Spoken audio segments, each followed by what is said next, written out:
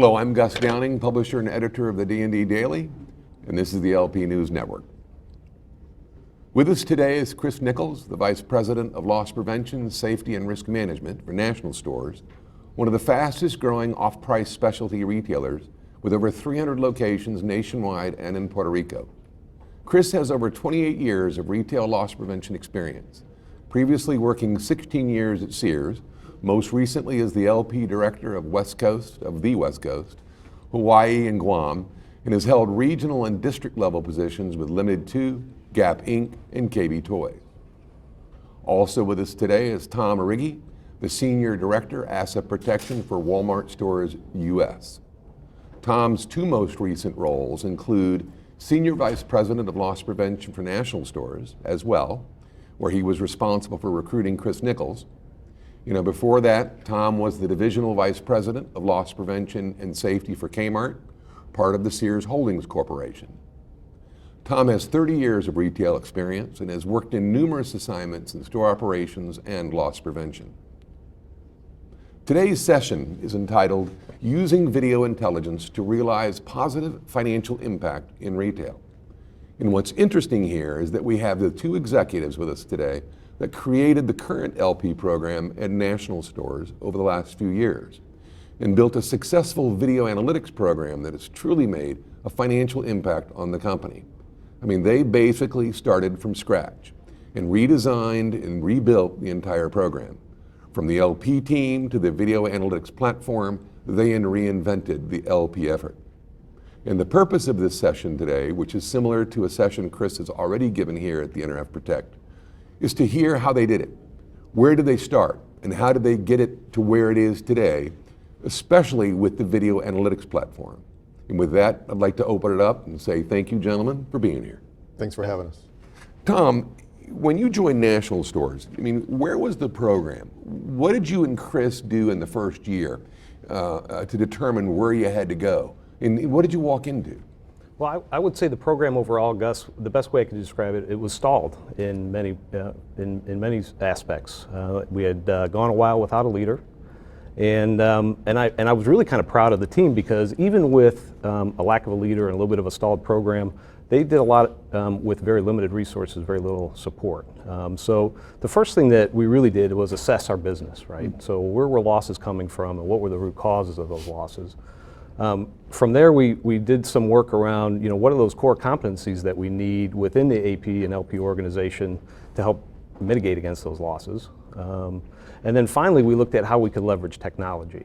And, we spent a lot of time talking with the senior leaders. It's a privately held company, so spending time with our owner, educating him on how we could get technology to really further our program and accelerate our success. And what's interesting about that is it's different from working in a big organization like Sears Holdings where you've got shareholders that fund that capital expense. Mm-hmm. Every time we went to our owner for whether that's additional headcount or additional technology, I asked my team to think about him at his kitchen table writing a personal check because that's really what it amounts to. Good analogy. Yeah. Chris, can you talk about the video analytics rollout itself and how that process unfolded? The difficulties you encountered, in when did you start seeing the financial impact? Kind of a global question, but you can break it down in its elements. Sure, and Tom deserves a lot of credit because he talked about the difficulties of getting this started. And he was the one that got the Envision platform signed into the company. Mm-hmm. I was able to kind of take it from there and expand and evolve with it. We saw a financial impact immediately. But it was after we had the program for about a year before we decided to develop the analytics program and bring that in-house. And that's where we really changed, I think, the dynamic of the program. To centralize what we're looking at and have analysts that are assigned about 30 stores each. And we were able to set up with Envision a set of criteria that gets emailed to those analysts every single day. Mm-hmm. And they go through those and provide the analytics on whether it's refunds or voids or the different transactions that we've identified as high risk. These analysts will go in, look at the transactions, and spend the time deciding if it's a case or not. Mm-hmm. They'll put together the case presentation. They send an alert out to the field the second they determine they have a case that tells them who it is, which store it is, so the field team can scramble immediately, and prepare to, they know where they need to be. They can schedule the interview knowing they have 24 hours they're going to see a case presentation. We saw a 900% increase in internal theft resolution in the first month that we rolled out that program.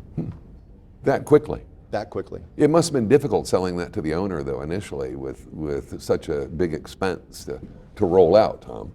Well, it was a little bit difficult, but the nice thing is, the owner of National Stores, he understands that, you have to invest to make an impact.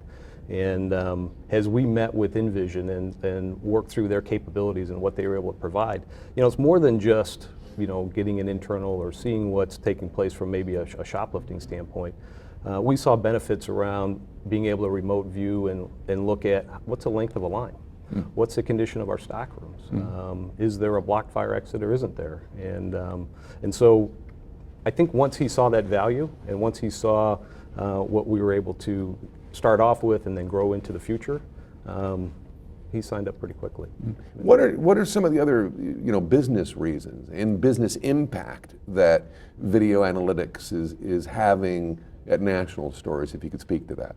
Well, a great example is that once we saw how we could dissect the business from a theft standpoint, it was natural for us to jump into margins. So the company asked us to take over the margins responsibility of the company, and we feed cost information into Envision, and so we know if a store's margin is below what it should be. We know if sometimes it's somebody inputted the wrong price in the system, but we're going to catch it instantly from the analyst's perspective before we have a week of margin drops. So from a margin standpoint, we've taken over that responsibility. And just recently, the company has asked that we help develop business analysts based off of the same model. And I think it's exciting anytime you have the company recognizing that the loss prevention department has really come up with a great idea. It's working well, and asked for our help to use that to drive sales. So even using the Envision platform, the business analysts can go in and look at items that aren't selling so well, jump on the remote video and see why.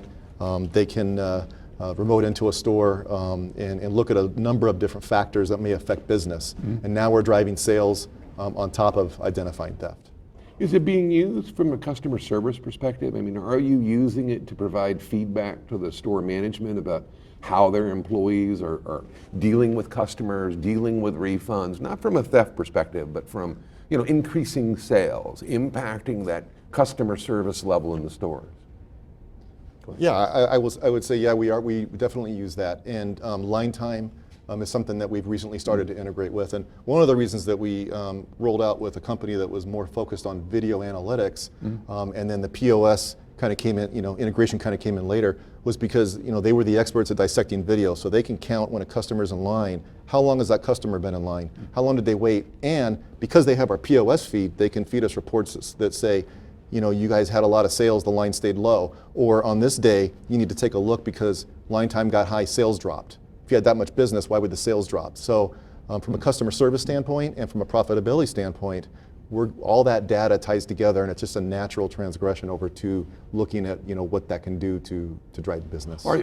Can you segregate that information from a customer service perspective and then disseminate it throughout the organization to the DMs and the store managers and the operators so that they can gain the value from it? I mean, is that easy to do and keep the criminal aspects or the case stuff separate from it? I mean, are you able to do that? Yeah, I think so. But Chris, more recently. Yeah. Yeah, absolutely, we can do that. In fact, one of the things that we told Envision was it needs to be actionable information. So, I think in the older days we loved all the graphs and not everybody knew what to do with them. Nowadays, we want it to be actionable. So it has to tell us, information more than just the fact that we had a problem. It needs to say, if you had more registers open during this time, we think you could do something with that. You could have increased the business that day. That's information we can provide to the district managers. We use it from a safety standpoint. So now, if there's an accident in the store, the analyst is going to pull that video automatically and record that information. So there's so many different things now that you have an analyst that they can focus on, and it's really using precision rather than relying on the field, kind of in the old days where everybody if you had somebody who was good at exception reports, they might have a lot of internals, somebody else may not be so good. Now we know it's a level playing field. We have an analyst team, and if there's more internals in a market, we know we probably have a training issue, probably an awareness issue, so we need to go address that. It's not because we have a better investigator, because it's pretty much a level playing field. So it really all ties together. So you had to build an analytics team as well to support and get this rolling out. Right. So that was, the second sales job was to talk to Payroll. to our president and say, hey, we want to build this analytics team. But the ROI has been there from day one. It was faster than we expected, and what we saw from a margin improvement, from a sales improvement, and a theft resolution improvement was much bigger than what we expected. Thus, the business analyst program that we're now helping the company roll out. You made a heck of a number. You quoted a heck of a number a few moments ago. I hate to even repeat it, 700% increase? 700% in the first month. In the first month. Now, has that continued? I mean, has that number stayed that way long term, or are we seeing a little plateau or a little drop? Well, obviously, the goal for us is to get that down. I think sometimes we shy away from those big numbers, but because we're finding it doesn't mean that we made it exist. It means that it was out there, and now we've identified it. So now our goal is to have the field team focus on coaching, teaching, training, providing awareness training, and it helps us we want to reduce that. The analytics, their job is to find the cases. The field team now's job is to shut that down, and they're going to be competing interests, I think, going forward, trying to see who can do a better job of preventing theft or catching theft. Right. But at the end of the day, we're successful because they're working as a team. Have you seen an impact on the employee behavior? Have you seen have you developed the ability to make the associates aware of its existence so that you can have that proactive approach? I mean, absolutely, and what we heard initially from associates, because you'd think putting a new system in a store and people would recognize, and what we heard from them was, I thought nobody was watching that camera. So that feedback, we use that feedback to ensure that we improve our awareness program around that. Sure.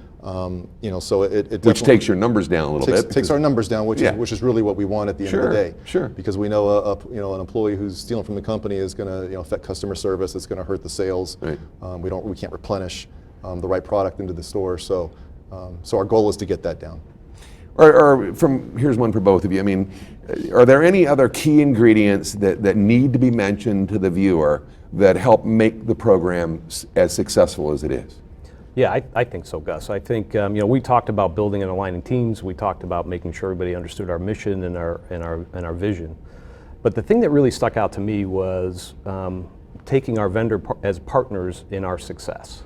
A lot of times I think we see them as somebody that's just going to provide me a service or a widget or whatever it might be. But what was really critical to the success of this program, I believe, is InVision was really a business partner for us.